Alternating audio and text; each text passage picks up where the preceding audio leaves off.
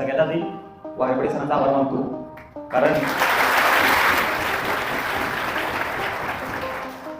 वाघेपडे सरांच्यामुळे आज इथं आहे. 2023 ला असतो त्यावेळेला असं वाटायचं होणार नाही. एकच फक्त मग त्यानंतर सरांच्या संपर्कात मी राहिलो कायम. मी सरांच्या सोबत.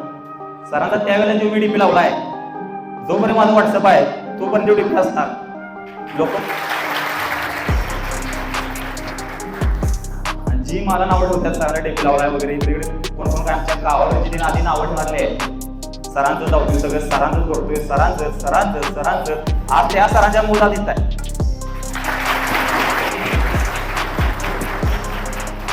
आणि मी संस्थेत राहिल्यासारखं संस्थेत नाव केले. मला पण वाटतोय की एका जागेत नाव लावणारा विद्यार्थी फक्त वाघेपडे फाउंडेशनचा लावू शकतो. आमच्याकडे पण तिकडे अकॅडमी आहेत, पण अशी कुणाची धाडस नाही की एका जागेत नाव लावायचं. आणि सरांचे ऋण आहेत ते मी आयुष्यभर जपणार. आणि फाउंडेशनची जी कोण विद्यार्थी इथून पुण्यग्रामीला येणार त्यांना मी 100% सपोर्ट करणार. हे सरांना माझा शब्द आहे.